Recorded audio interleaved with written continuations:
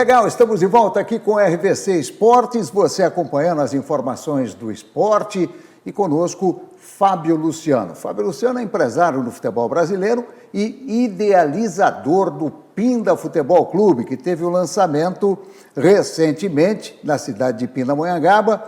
Esse time de futebol que tem um projeto muito bacana, muito legal mesmo. A gente vai falar desse projeto, a gente vai falar desse acontecimento. O Fábio está aqui para contar mais para a gente. Seja bem-vindo aqui ao RVC Esportes, Fábio. Obrigado, agradeço pela oportunidade de estar aqui com vocês. Eu acho que falar de futebol é muito bom, né? Falar desse projeto que a gente está iniciando, do Pinda Futebol Clube, é muito, muito bom. É um projeto que tem tudo aí para a gente colocar, né, mais um clube do Vale do Paraíba no cenário estadual, nacional e internacional. Essa é a nossa ideia, esse é o nosso projeto. E agora a gente aí inicia com os trabalhos, começa a tirar as ideias do papel, já demos o pontapé inicial e agora é trabalhar, arregaçar as mangas e com certeza a gente vai alcançar os nossos objetivos. Na minha casa, quem manda, né, não sou eu sempre digo sim, senhora, a última palavra é minha, sim, senhora. Na sua casa também é a mesma coisa? Não, na verdade, a última palavra é nossa, né, senhoras? Sim, senhora. Com certeza. E no Pinda a mesma coisa, porque a presidente é a Elaine Gomes, né, então é a mesma coisa. Exatamente, a mesma coisa. O Pinda está sendo um desbravador nisso, né? Nós seremos uma presidente. Eu não gosto de chamar de presidenta, eu não gostava muito desse negócio de presidenta.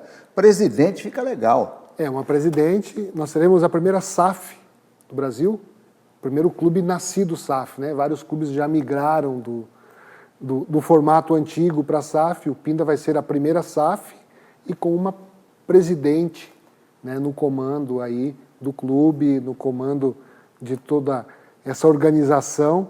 E eu acredito que vai ser muito sucesso. Tá certo. Vamos explicar para quem acompanha, né, qual a diferença, né, do SAF para o futebol tradicional que a gente está acostumado a ver aí, as gestões. Sim, o modelo tradicional do futebol no Brasil são os modelos associativos, né? São instituições sem fins lucrativos e que tem ali o modelo antigo que já vem acho que desde da fundação do futebol no Brasil. E agora, com essa mudança, a SAF é uma sociedade anônima do futebol, né? Mudou-se algumas regras, trouxe-se alguns benefícios dentro de uma sociedade anônima normal, que nós tínhamos, empresarial. A sociedade anônima do futebol começa a beneficiar esses clubes, né? Nós sabemos aí das dificuldades que os clubes enfrentam, principalmente a parte financeira, e a SAF vem, na minha opinião, eu acho que é um momento da gente regularizar isso, da gente fazer com que as coisas sejam claras, né? É uma empresa, então você tem situações que você tem que prestar contas, e isso eu acho que traz clareza, traz facilidade para os processos. Então acho que a SAF vem para moralizar o futebol brasileiro, né? A gente que é torcedor, a gente que é apaixonado, então eu acho que chegou o momento, né? Eu acho que a grande ideia da SAF é essa. Você vê aí que já começou de acontecer no processo aí com o Cruzeiro, agora com o Botafogo, Vasco da Gama, já começa a falar em se tornar uma SAF. Eu acho que é uma grande oportunidade para nós transformarmos o nosso futebol num futebol realmente profissional, dirigido de uma maneira profissional. Com investidores, com acionistas? Exatamente, é uma empresa normal, né? Uma empresa aberta, tanto que é isso que aconteceu já com o Cruzeiro, né? Um empresário dos Estados Unidos comprou o Botafogo, então eu acho que é a oportunidade da gente também se nivelar, né, com os clubes europeus. Nós ficamos muito para trás nessa questão de investimento, né? Grandes companhias árabes investem hoje em Paris Saint-Germain, em Chelsea um russo, mas nós acabamos ficando para trás em termos de poder financeiro. Então eu acho que a SAF está aí a oportunidade para a gente fazer as coisas direito e a gente organizar isso de uma maneira que a gente comece também a se tornar grande e profissional em todas as áreas dentro do clube, dentro da estrutura dos clubes. Ela vai permitir investidores estrangeiros também? Sim, permite investidores estrangeiros, né? Permite que se compre, que se vendam cotas da sociedade anônima, né? Tá, e essa que talvez seja a grande sacada, né? Ronaldo, por exemplo, adquiriu 90% do Cruzeiro, né? esse cara dos Estados Unidos adquiriu um percentual do Botafogo. Então, é uma grande oportunidade que nós estamos tendo, né? Muitos clubes, eu sei que pela tradição, pelo formato, falam, não, mas nós não vamos transformar o nosso clube numa SAF, talvez a gente perca o controle. Eu acho que é tempo de profissionalizar. Como todas as coisas evoluíram aí ao longo dos anos, acho que chegou a hora do nosso futebol evoluir para um caminho profissional. Quer dizer, quem tem medo de perder o controle, geralmente não está fazendo o negócio certo. Ou subentende-se, pelo menos eu penso assim. Exatamente. O grande problema, talvez, dos nossos clubes associativos é que acaba sendo um sistema, se formou um sistema muito travado, de muita gente dando pitaco, muita gente falando, e acaba, uma empresa, ela visa lucro. Os clubes associativos têm lucro. São associações sem fins lucrativos que lucram muito, né? Nos meandros do futebol, passa muito dinheiro de patrocínios, de parceiros. Então, chegou a hora de abrir, né? De abrir o livro lá e mostrar. Falar, é isso aqui, uma empresa é isso. Uma empresa você tem deveres e você tem coisas que você precisa cumprir, você precisa ser claro. Perfeito. Você é do Rio Grande do Sul, né? Sim, sou do Rio Grande do Sul. 3 Passos. 3 Passos. Deu quarto, cai no Rio. Cai no Rio Uruguai, aí, né? Se não souber nadar, já era. Já foi. Divisa com a Argentina, praticamente, 3 Sim, Passos. Mas você mora em São Paulo já há algum tempo. Há 27 anos eu estou em São Paulo, né? Na época eu fui ex-atleta profissional. Eu vim jogar na Portuguesa de Desportos na época e aí acabei ficando. Depois casei, minha esposa é de São Paulo, acabei minha família e acabei tendo o quartel-general em São Paulo. Perfeito. E por que o interesse por Pindamonhangaba? A estrutura de Pinda, a estrutura esportiva de Pindamonhangaba é algo, eu já andei em muitos lugares, é algo que eu ainda não tinha visto, né? A paixão do cidadão pindense pelo esporte, né? Esporte desde o esporte olímpico, esporte futsal, voleibol, todas as modalidades esportivas, elas estão no coração do cidadão de Pinda. E o futebol, quando eu conheci a estrutura, eu falei, acho que encontrei o lugar, né? A gente tinha essa ideia de criar um clube, de formação de atletas, e eu acho que juntou a ideia com a estrutura, né? Pinda nunca teve um clube profissional, nunca trabalhou nesse sentido de alto rendimento com seus atletas, e aí quando eu conheci, acho que foi amor à primeira vista, achamos o lugar, e o projeto começou a desenrolar e sair do papel de uma maneira muito rápida. Você já conhecia, tinha relacionamento com alguém ligado ao esporte de Pinda? De Pinda, não. Eu fui atleta do Taubaté, nos anos 90, né? Já morei aqui no Vale, mas de Pinda, não. Eu conheci Pinda final de dezembro, né? E em questão de 3 semanas, a gente já tinha o projeto, eu apresentei o projeto, já estava conversando com o secretário de esportes, falou, pode tocar. E a gente até ficou até um pouco assustado, falou assim, pô, mas tá muito rápido o processo. Mas quando Deus está no controle das coisas, eu acredito que tudo anda rápido, tudo anda mais fácil. E aí a gente já lançou nessa semana o clube oficialmente.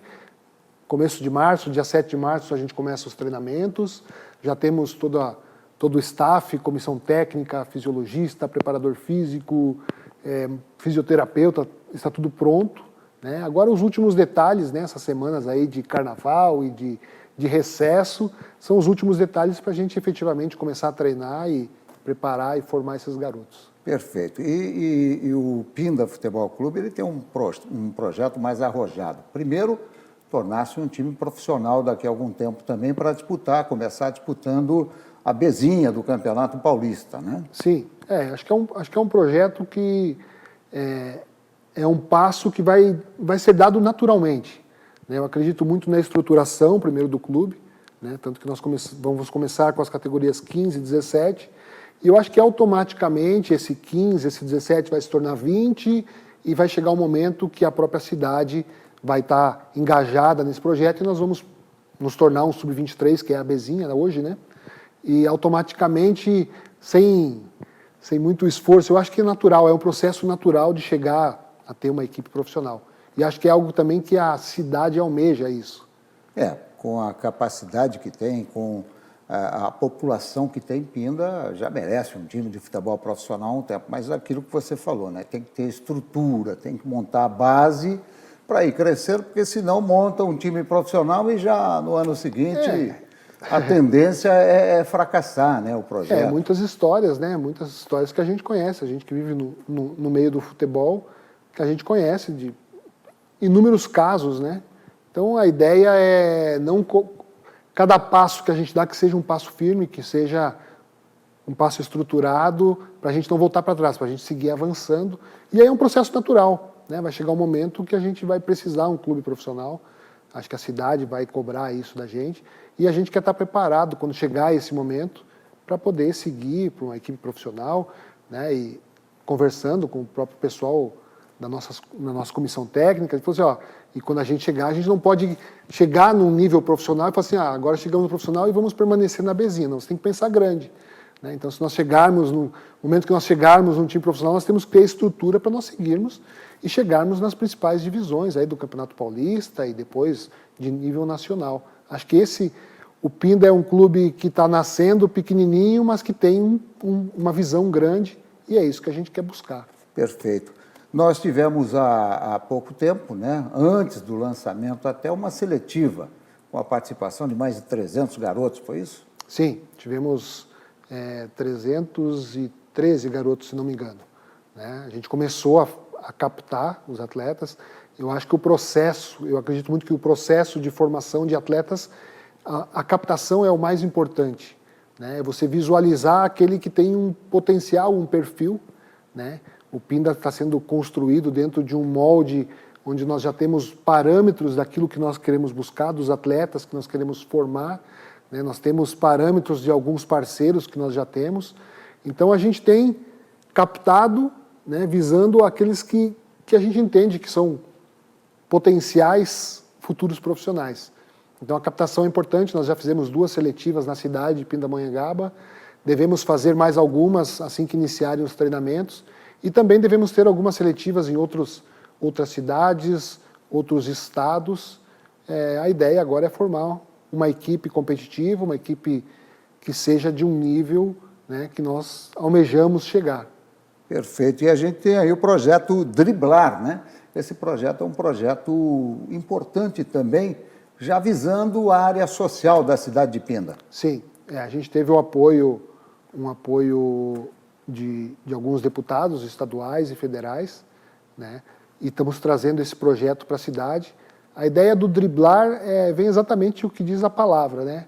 É dar oportunidade para um garoto para ele driblar as dificuldades, driblar a falta de sonhos, a falta de expectativa, e ele driblar as situações e almejar algo maior, almejar talvez uma carreira. Não vão ser todos atletas de futebol profissional, mas se a gente conseguir driblar uma dificuldade e encaminhar um garoto desse para a sociedade com uma perspectiva maior de vida, de melhora para a sua família, para a sua comunidade, eu acho que a gente vai ter cumprido esse papel social. O projeto Driblar deve ser instalado em 3 ou 4 núcleos nas comunidades, nos bairros mais carentes de Pinda, e, lógico, aqueles que forem detectados como um talento pro futebol serão encaminhados para um núcleo de alto rendimento, para daí a gente lapidar, preparar e encaminhá-los adiante para os grandes clubes. Essa é a ideia do projeto. Perfeito. Muitos parceiros nesse projeto de início?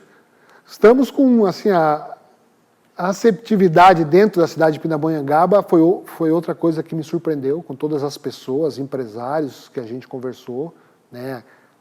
A Prefeitura, a Secretaria de Esportes têm sido grandes parceiros, né?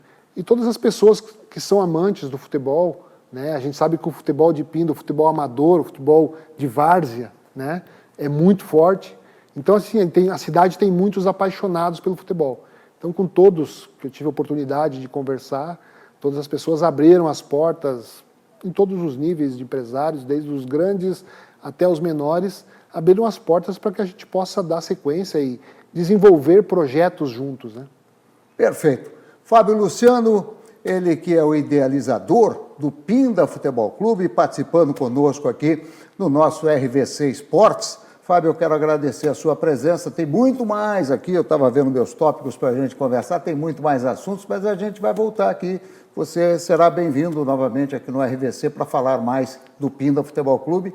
e, é claro, do sucesso desse projeto que já começa. Não, com certeza. Eu agradeço a oportunidade, agradeço essa abertura de nós estarmos divulgando. É o início de um trabalho, é o início de um sonho, é o início de um sonho da cidade, e eu acho que juntos nós vamos alcançar objetivos e voos maiores, e com certeza as portas estão sempre abertas para a gente estar divulgando isso. O que vocês precisarem do Pinda Futebol Clube também, nós estamos abertos para a gente ser parceiros e, com certeza, grandes coisas vêm pela frente. Obrigado, Fábio. Grande abraço, sucesso para você. O RVC Esporte vai para um rápido intervalo, volta já já, não sai daí, fique ligado.